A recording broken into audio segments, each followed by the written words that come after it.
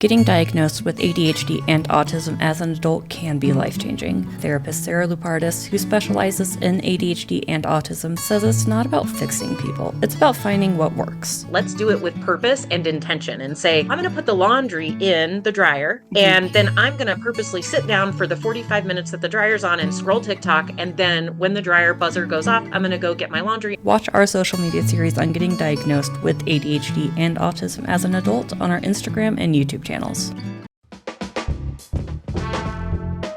From Boise State Public Radio, this is The Connector. It's Idaho's Daily News. Good morning. I'm George Prentice.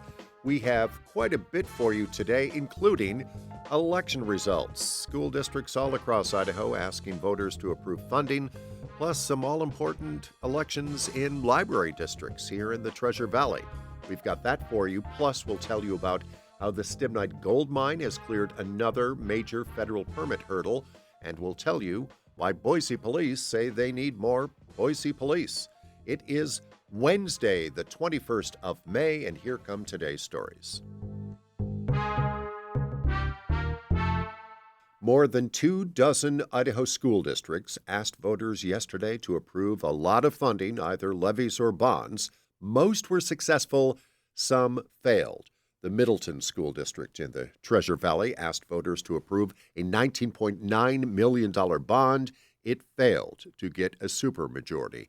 And the Filer School District, located outside of Twin Falls, asked voters to approve $52 million to build a middle school and a sports complex and a new technical education building. It failed to get a supermajority. There were a lot of levies on the ballot. In the Valley View District, a $14 million two-year levy, it passed with 62% approval. In Buell, voters have been hot and cold on previous levy elections. This time, the district said teacher jobs were on the line, and a $650,000 levy passed. Over in Fruitland, a $1.8 million levy attached to funding a math curriculum, security enhancements, renovations to the high school gym. That passed. And in the Parma School District, a $1.3 million two-year levy also passed. Also on the ballot yesterday, the Greater Boise Auditorium District, also known as GBAD, and the winners there, Sophie Sestero and Jim Walker, an incumbent on GBAD. In the communities of Star and Middleton, the combined fire districts that serve those residents asked voters to approve a levy. $2.25 million was the levy, and it failed to get a supermajority. Up to McCall, where voters were asked to consider a change to the resort community's local option tax, specifically the LOT on short-term lodging going from 3% to 4%, and that passed with 78% approval. Now to libraries. The Ada County Community Library District has 4 branches serving Southwest Boise, Hidden Springs, and Star, and the winners in the Library District Board of Trustees election were Suzette Moore, already an interim trustee, and Rachel Morehouse. There was a hotly contested race in the Meridian Library District, and the winners were Garrett Castle and Jeff Kohler. Castle telling Idaho Ed News it was important to walk the fine line between protecting free speech and providing materials that are representative of the community. Kohler, already a trustee, said it was important to work with legal counsel during any review of any challenged book. And again, the winners in the Meridian Library District, Garrett Castle and Jeff Kohler. The Boise Police Department wants more resources. They say they need more people to tackle a rise in internet crime and a rise in financial crime. Julie Licatell reports.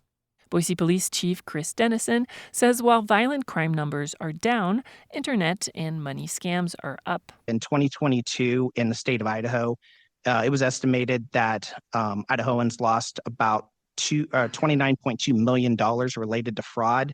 In 2024, that number rose to $52.9 million. Speaking Tuesday during the City Council's budget workshop, the chief said in Boise that increase is specifically related to cryptocurrency, and those cases are time-consuming. They're very in-depth, a lot of subpoenas, search warrants, and forensic review of of accounts, cell phones, and computers.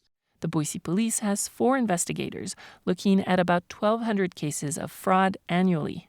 The department wants the city to fund 6 new detective positions next year, one specifically dedicated to financial and tech crimes. Our current average caseload per detective fluctuates between 10 active cases to 15 active cases. The goal here is to add an additional financial crimes detective to reduce that overall caseload so we can be more effective in handling these crimes. The City Council will consider the request while the budgeting process for Boise continues until the summer. Julie Luqueta, Boise State Public Radio News.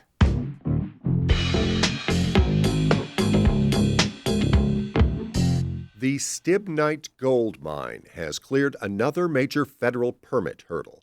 When it is fully operational, the mine would be the nation's only domestic source of antimony, but it also remains a site of environmental controversy. Jamie Geary reports. On Monday, state and federal regulators signed off on the Stibnite project's final clean water permit. It was the last permit needed before the project could receive full federal approval. Sydney Anderson is Idaho Rivers United's mining and policy manager. The group is among many environmental outfits opposing Perpetua's water treatment plan. Anderson says the company's plan does not account for how climate change and air pollution could cause lasting harm to state water quality. Say they start mining tomorrow, 20, 25 years in the future, there's just no good way of telling what the impacts will be, except that what they're modeling now is probably a very, very conservative estimate. Perpetua says it is taking steps to protect the site's water quality and salmon habitat. In its 2023 environmental report, the company said it will remove legacy pollution and restore salmon routes disturbed by past mining. In April, the Trump administration said the mine is a priority project for antimony, a critical mineral used in ammunition, semiconductors, and solar panels. The Federal Permitting Council expects to completely approve the Stibnite Gold project by the end of July. Jamie Geary, Boise State Public Radio News. And that is today's episode of The Connector. I'm George Prentice. We will see you back here on Thursday to stay in touch with the news between now and then. Check out BoiseStatePublicRadio.org or download the free Boise State Public Radio app. And thanks for listening.